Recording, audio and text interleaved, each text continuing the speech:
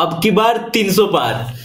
Sunrisers হায়দ্রাবাদের টিমটা যখন তৈরি হয়েছিল তখনই বুঝেছিলাম এরা মানে আইপিএল খেলতে আসছে না, আইপিএল ছিনিয়ে নিতে আসছে সিরিয়াসলি। মানে উপর থেকে যদি দেখেন হেড অভিষেক শর্মা, ঈশান কিষানকে ঢুকিয়েছে, তারপর নীতিশ রেড্ডি, তারপরে ক্লাসেন ব্লা ব্লা ব্লা ব্লা ব্লা। বোলিং ছেড়ে দিন, এই টিমটা প্রত্যেক ম্যাচে যদি 300 রান না করে সেটা মনে হবে ডিসঅ্যাপয়েন্টিং ব্যাপার। অ্যান্ড আজকে যখন শুরু করেছিল, যখন স্টার্ট করেছে তখনই আমরা দেখতে পাচ্ছি আজকে 300 হচ্ছে। যখন 300 হলো না, যখন 286-তে আটকে গেল, একটু ডিসঅ্যাপয়েন্টিং ছিলাম। পারিদা, একটা সময় ছিল না আইপিএল এ যখন চিন্নাস্বামীতে ওয়ানখেড়েতে খেলা হলেই 200 রান হতো, 200 রান না হলে যেরকম ডিসঅ্যাপয়েন্টিং মনে হতো, এখন এসআরএইচ কে প্রত্যেকদিন প্রথমে ব্যাট করতে দেখলেই মনে হয় যেন আজকে তো 300 হচ্ছেই, আজকেও সেরকম একটা সিচুয়েশন ছিল যখন লাস্ট 7 ওভারে বোধহয় 120 রান ওদের কাছে, যেটা কমপ্লিটলি পসিবল, ওটা করলেই হয়তো ওটা হয়ে যেত। তো আমরা একটা জিনিস আন্দোলন ট্রেন্ড দেখছি লাস্ট ইয়ার থেকে, যে কি হচ্ছে এসআরএইচ যখনই ফার্স্টে ব্যাট করছে দে গো বেজার, মানে যা খুশি তাই করছে, একদম ট্রাভিস হেড, অভিষেক শর্মা থেকে শুরু করে ক্লাসেন পর্যন্ত। কিন্তু যখনই ওদেরকে চেস করতে দেওয়া হচ্ছে তখন ওরা ডিফিকাল্টি ফেস করছে। তো তোর কি মনে হয় আজকে যখন রিয়ান পরাগ স্ট্যান্ড ইন ক্যাপ্টেন টস জিতলো, তাহলে ওর কি এসআরএইচ কে মানে সেকেন্ড ব্যাটিং করানো, নিজেদের প্রথম ব্যাটিং করা উচিত ছিল? কারণ ওরাও তো ভালোই ব্যাটিং করলো।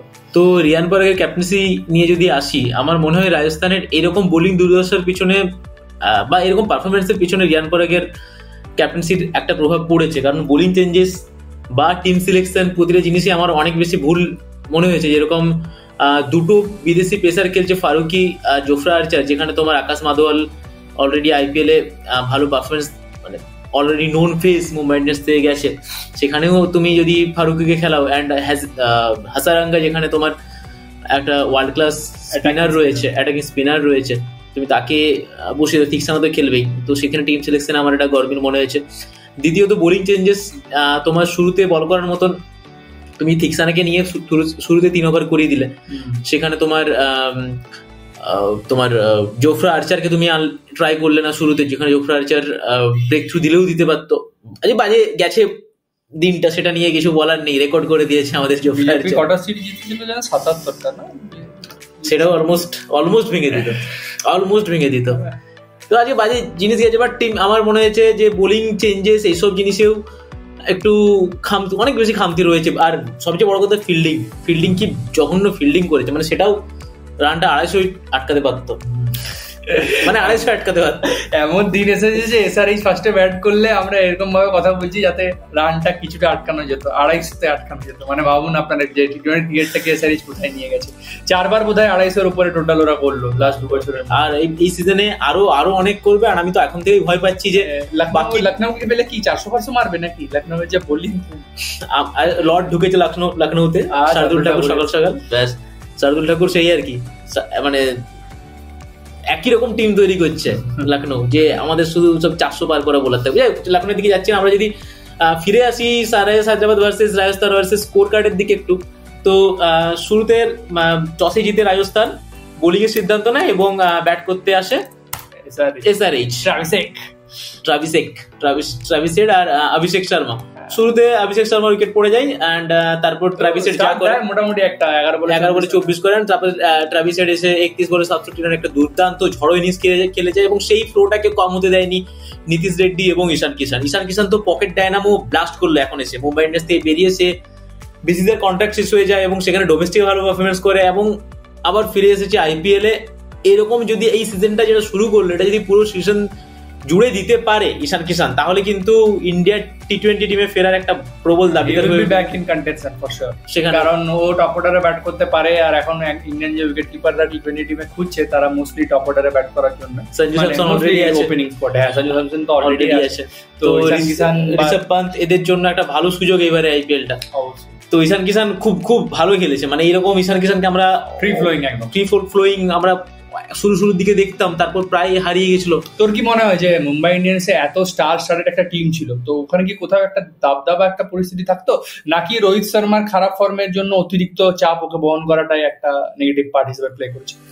আমার মনে হয়নি যে রোহিত শর্মার ব্যাপারটা, কারণ আমার মনে হচ্ছে এই চাপটা, একটা প্রেসারটা, যে পিছন দিকে পুরো স্টার্ট একটা টিম, তো আমার মনে হচ্ছে ওই ব্যাপারটাই হতো, যে যখনই বড় স্টার গুলো পড়ে যেত তখনই ফ্রি ফ্লোয়িং খেলার ব্যাপারটা আসতো না। এবারে ম্যানেজমেন্টের ব্যাপারও হবে, কারণ এখানেও পুরো উপর থেকে নিচ অব্দি দেখবে তুমি স্টার প্লেয়ারই, ঠিক আছে, যারা অলরেডি আইপিএল এ আগুন জড়িয়েছে, সেখানে নতুন টিমের সেট আপ, নতুন পজিশনে খেলবে, সেখানে কিন্তু একটা তোমার চাপে থাকার ব্যাপারে যে কিন্তু প্যাট কামিন্স হোক বা কাবা ম্যারন হোক, যে কারণেই হোক ও কিন্তু ফ্রি ফ্লোয়িং খেলার একটা সুযোগ পাচ্ছে।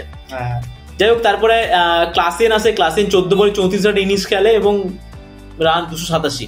আর বোলিং এ যদি দেখি, বোলিং এর দিকে না দেখলেই ভালো, যত কম দেখা যাবে। জোফরা আর্চার রেকর্ড করে দিয়েছে, মানে ভাই জোফরা আর্চারের পাহাড়িটা, মানে এই বাজে জোফরা আর্চার যদি আজ থেকে 3 বছর আগে এখানে যদি স্টকস ছিল, সেই স্টকস আজকে এখানে নিয়ে পড়েছে, ইন্ডিয়ান স্টক মার্কেটের মতোই আপনারা দেখতেই পাচ্ছেন। আচ্ছা, জোফরা আর্চারের এই দুর্দশা কেন, মানে হঠাৎ করে মিসম্যানেজমেন্ট আমি বলবো ইংল্যান্ড ক্রিকেট বোর্ডের তরফ থেকে, কারণ ওর দুবার কামব্যাক হয়েছে আফটার ইনজুরি, এবং দুবারই ওকে ঠিক প্রপারলি ম্যানেজ করতে পারেনি। মানে অ্যাকচুয়ালি দেখ, একটা হয় যে তুই কোনো বোলারকে, ফাস্ট বোলারকে ম্যানেজ করিস, তাকে খেলিয়ে খেলিয়ে, আরেকটা হয় যে তুই ওকে অতিরিক্ত রেস্ট দিস। তো ইসিবি ওকে কিন্তু অতিরিক্ত রেস্ট দিয়েছে, ওকে অনেকটা পরিমাণে কভার করার চেষ্টা করেছে, ওকে এক্সপোজ হতে দেয়নি। আমার মনে হয় যে জোফরা আর্চারের মতো বোলার যত বেশি বল করে তত বেশি রিদমে থাকে, জোফরা আর্চার, মোহাম্মদ শামি। তো ওকে সেই সুযোগটাই, ও এক্সপোজারটাই ইংল্যান্ড ক্রিকেট বোর্ড লাস্ট 2-3 বছরে দেয়নি, আইপিএল আসতে দেয়নি। তারপরে যদিও বা এলো, সেখানে আবার নতুন করে ইনজুরি হলো। আমার মনে হয় এটাই সব থেকে বড় কারণ ওর এই, কারণ ইংল্যান্ড টিমের হয়ে তুই যদি দেখে যাই মিসফায়ার করছে, মানে হিট অ্যান্ড মিস হচ্ছে। আর আর্চার কিন্তু এরকম বোলার নয়, যখন প্রথমে আসে কনসিস্টেন্টলি ও কিন্তু লাইন লেন্থের উপরে কাজ করতো এবং কনসিস্টেন্টলি ও কিন্তু পারফর্মও করতো। আর কিন্তু দুপুরে খেলা চলে, তাতেও হাতে বল পড়ছে না, ওই নো বলটা করলো ঘাড়ের উপর দিয়ে, খুব জঘন্য, খুব জঘন্য। লাইন লেন্থ কিচ্ছু নেই, পেস তো চলে গেছে অলরেডি। তোর কি মনে হয় যে এসআরএইচ এর তো একটা, মানে কি বলবো, দারুণ টপ অর্ডার তো রয়েছে, টপ এন্ড মিডল অর্ডার, এই যে দুটো আনক্যাপড প্লেয়ার খেলছে এবং অনিকেত ভার্মা, এটা কি কোথাও একটা চিন্তার কারণ? তোর কি মনে হয় ওদেরকে স্প্লিট করে দেওয়া উচিত, মানে ক্লাসেন এবং রিতিশ রেড্ডির মাঝখানে কোথাও ঢুকিয়ে দেওয়া? আমার মনে হয় কোথাও গিয়ে একটা হতেও পারে, কিন্তু অ্যাকচুয়ালি ব্যাপারটা হচ্ছে ক্লাসেন এমন একটা প্লেয়ার না, তুমি মাঝখানে ক্লাসেনকে ঢুকাবে না কেন, মানে তুমি ক্লাসেনকে নিচের দিকে নামাবে কেন? যদি ক্লাসেন বাজে স্পিন খেলে, তাই তো, যে তাহলে স্পিনের জায়গাটায় আমি অভিনব মনোহরকে ঢুকিয়ে দিলাম বা ঢুকিয়ে দিলাম, তারপরে আমি ক্লাসেনকে নিচের দিকে নিয়ে ক্লাসেন তো স্পিনের এগেইনস্টে, মানে এক্স্যাক্টলি, তাহলে ক্লাসেন যেহেতু স্পিনের এগেইনস্টে ভালো, তাহলে তুমি ক্লাসেনকে নিচের দিকে নামানোর কোনো মানে হয় না। তাহলে জায়গাটা এরকম, নীতিশ রেড্ডিও তুমি নিচের দিকে কেন খেলতে যাবে? তাহলে ক্লাসেন ওই জায়গাটায় ফিক্সড হয়, যেটা তারা, মানে এমন তো সময় আসবে যখন ওদের আর্লি 2-3 উইকেট পড়বে, তো সেই সময় ওদের ক্ষেত্রে কিন্তু ফিনিশটা, আমার তখন মনে যদি শুরুতে ধরো পাওয়ার প্লেতে 3 উইকেট পড়ে গেল, তখন ওরা ক্লাসেনকে জলদি এক্সপোজ না করে বা জলদি না নামিয়ে ফিনিশের জন্য রেখে অনিকেত ভার্মা বা অভিনব মনোহরকে উপর দিয়ে খেলাতে পারে। না হলে যেরকম চলছে সেরকম চলুক, ওরা এমনি প্রতিদিন 200 মারতে থাকবে। আর একটা জিনিস যেটা করতে পারতো, সেটা আমার মনে হচ্ছে জাম্বাকে না খেলিয়ে রাহুল চারকে দিয়ে ট্রাই করতে পারতো। অ্যান্ড হয়তো মুল্লার বা বিদেশি ব্যাটিং তো নেই কেউ, ব্যাটিং অলরাউন্ডার টাইপের, কামিন্ডো বেন্ডিস হয়তো ছিল। ছেলেটা এত বছর পর কাজ পেয়েছে, তোর ভালো লাগছে না? সেই এত বছর পর অ্যাডাম জাম্পা মনে হচ্ছে যেন 14খানা ম্যাচ পর পর খেলতে সুযোগ পাবে। বাট যে টিমটা নিয়ে খেলছে, আই থিঙ্ক, অ্যান্ড ওদের টিমের আরেকটা ভালো জিনিস দেখলাম, সিমারজিৎকে খেলাচ্ছে ওরা, তো এটা একটা ভালো জিনিস দেখলাম। জয়দেব উনাদকাট আগের বার, আমার মনে হয় জয়দেব উনাদকাট খেলবে, আর পিচ অনুযায়ী হয়তো ওরা, পিচ অনুযায়ী ওরা, কারণ লাস্ট ইয়ারেও এরকম ধরনের ম্যাচে জয়দেব উনাদকাটই ইম্প্যাক্ট আসছিল। এবছর যেহেতু অ্যাডাম জাম্পার একটা ওদের কাছে অপশন ছিল, তাই ওরা অ্যাডাম জাম্পার প্রথম 3 ওভার ভালো বল করেছে, স্পিনার নেই, অ্যাডাম জাম্পারকে আনতেই হতো। তো খুব ভালো লাগছে, মানে টিমটার পুরো জিনিসটা খুব সুন্দর লাগছে। হার্ষেল প্যাটেল আগেরবার যে ফর্মটা নিয়ে এসেছিল, একই রকম ভাবে বল করছে। মোহাম্মদ শামিকে দেখে ভালো লাগছে, রিদমে বল করছে। একটা জিনিস বল, ওদের দুজন বোলার গেছে, quite experience bowler, Natarajan Kumar এবং নাটরাজন, এবং তার জায়গায় এসেছে লাস্ট দুবারের purple cap holder Harshal Patel আর মোহাম্মদ শামি। তুই কিভাবে দেখিস এটাকে? দেখো, আমি যে জিনিসটা, অনেকে হয়তো আমার সাথে ডিসএগ্রি করবে, নাটরাজন যে ইম্প্যাক্টটা দিত, সেই ইম্প্যাক্টটা কিন্তু ভুবনেশ্বর কুমার দেয়নি। কারণ ভুবনেশ্বর কুমার 2-3 বছর তো দেয়নি, একদমই দেয়নি। কারণ সেখানে তুমি যে কাউকে দিয়ে তাকে রিপ্লেস করে দিতে পারো, ঠিক আছে। হ্যাঁ, একটা যেমন এই রাজস্থানের সাথে একটা ম্যাচে লাস্ট ওভারে বল করে ম্যাচ জিতিয়ে দিয়েছিল, পাভেলকে এলবিডব্লিউ করেছিল। বাট ভুবনেশ্বর কুমারকে ওরা কোনোদিনই মিস করবে না। কিন্তু নাটরাজন যে জিনিসটা করতো, ডেথে এসে রেগুলার জবের থেকে এসছে তবে থেকে রেগুলার ওখানে রান বাঁচানো, সেই জিনিসটা কিন্তু একটা ওদের কাছে একটা ফাঁকা জায়গা ছিল। হার্ষেল প্যাটেল এসে সেই জায়গাটা কতটা ফিল করতে পারে, সেটাই অবশ্যই। এরপরে অনেক হার্ষেল প্যাটেল অ্যাকচুয়ালি কি বলতো, ইকোনমির উপরে ওর নিজের ইয়ে থাকে না, মানে কন্ট্রোল থাকে না, উইকেট টেকিং বোলার, ঠিক আছে। এবারে একটা জিনিস ওদের যেটা হবে সেটা হচ্ছে, এই যে আজকে দেখুন, আজকে 287 করার পরেও 16খানা 6 খেয়েছে, 18খানা 6 খেয়েছে। যাই হোক, তো 250 রান কিন্তু এরাও করে দিয়েছে। হ্যাঁ 242 250 রান অলমোস্ট এরাও করে দিয়েছে। তো আমার ওটা ডেথ বোলার কিন্তু সেরকম নামে কেউ নেই। মোহাম্মদ সামি ডেথ বোলার নয়, প্যাট কামিন্স ডেথ বোলার নয়, হর্ষল প্যাটেল ইকোনমিক্যাল বোলার নয়, সিমরজিৎকে আমরা পাওয়ার প্লে দিয়ে বল করতে দিই, চেন্নাইতে প্রচুর মার খেতে যখন করে দিয়ে বল করতে। মানে স্ট্র্যাটেজি ওটা যে আমরা আউটস্কোর করব, মানে আমরা যত বেশি হোক রান করব যাতে অপোনেন্ট সেটাকে ধারে কাছেও, মানে যদি এত মেরেও 242 করে তাহলে আর কি বলতে হবে। তো এই আর কি, তো ওইটা একটা মানে ফাঁকা জায়গা রয়েছে ডেথ বোলিং এ, কারণ টিমই তো পুরোপুরি কমপ্লিট হয় না, কিছু না কিছু ফাঁকা জায়গা থেকেই যায়। আচ্ছা রাজস্থানের দিকে যদি আমরা দেখি, রাজস্থানে তোমার কি মনে হয় রাজস্থানে কোন জায়গায় ইমপ্রুভ করতে পারে? আমার মনে হয় আজকে একটা জিনিস ওরা ভুল করেছে, যেটা তোর সাথে আমার কথাও হচ্ছিল, যে হায়দ্রাবাদের সাথে খেলা না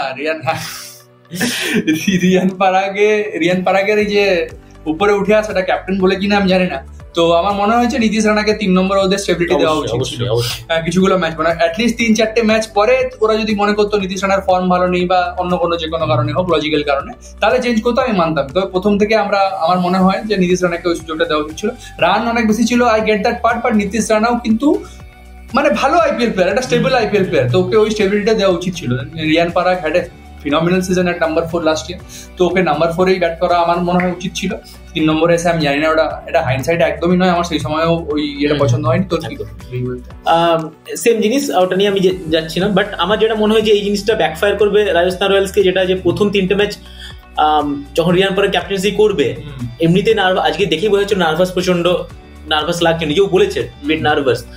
তো কিন্তু সমস্যাটা কি হবে যে এই ম্যাচটা এইভাবে হারলো, পরের ম্যাচে কিছু না কিছু চেঞ্জেস একটা করবে, অ্যান্ড সেটাও যদি একই রকম বাজে অবস্থা হয়, তারপরের ম্যাচে পুরো টিমের যে মনোবলটা সেই জিনিসটা ভেঙে যাবে, বোলিং অ্যাটাকের বিশেষ করে মনোবলটা ভেঙে যাবে। তখন যতই সঞ্জু স্যামসন ফিরে আসুক, সেই মনোবলটা ফেরাতে কিন্তু অ্যাজ এ ক্যাপ্টেন যখন ফিরে আসুক, সেই মনোবলটা কিন্তু হঠাৎ করে ফিরে দিতে পারবে না। এই জোফরা আর্চার কিন্তু পরের ম্যাচে গিয়েই মানে 5 উইকেট হল বা বুমরা হয়ে উঠতে পারবে না, তো সেই জিনিসটার জন্য টাইম লাগবে। আর একটা ট্রিভিয়া যে নেক্সট ম্যাচ রিয়ান পারাগ ওর হোম স্টেডিয়ামে খেলবে, এন্ড কেকেআর এর এগেইনস্টে, হ্যাঁ কেকেআর এর এগেইনস্টে খেলবে, কিন্তু হোম স্টেডিয়ামে খেলবে, এবং ওই দিন শুধু রিয়ান পারাগের রিসেপশনটা দেখে নেবেন আপনারা। নিজের হোম স্টেডিয়ামে এমনিতেই যখন রাজস্থান রয়্যালস খেলে তখন ও যে রিসেপশনটা পায়, এবার তো আবার ক্যাপ্টেন হিসেবে খেলবে, একদম that will be very special for him. মানে ও যে জার্নিটা রাজস্থান রয়্যালসে 17 বছর বয়স থেকে খেলে আজকে 7 সিজন পর, watch out for that, very good. যাই হোক, তো এই ছিল আর কি আমাদের রাজস্থান ভার্সেস হায়দ্রাবাদের টিম রিভিউ, আমরা ম্যাচ রিভিউ সরি। তো অলরেডি আসছে, তাই আমরা অলরেডি এখন আমরা যখন শুট করছি এল ক্লাসিকো চলছে, তো আমরা সেটা নিয়ে আবার আসবো আমি আর সৌরভ দা, দেখা যাক কি হয়। তো ততক্ষণ আপনারা ম্যাচ এনজয় করুন এবং ভিডিওটি দেখতে থাকুন, ভিডিওটি ভালো লাগে বন্ধুদের সাথে শেয়ার করুন। আমরা আইপিএল এ প্রায় পুরো আইপিএলটা আমরা কভার করবো প্রত্যেকটা ম্যাচই, এবং সাথে থাকুন। অড সময়ে আমরা ভিডিও ছাড়ছি কম লেন্থের, কিন্তু চেষ্টা করছি প্রত্যেকটা ম্যাচই কভার করার, খুব খাটছি আমরা, আপনারাও সাথে থাকুন। আমি ছিলাম শান্তনু, আমার সাথে ছিল পাহাড়িদা। চ্যানেলটি সাবস্ক্রাইব করুন, টাটা।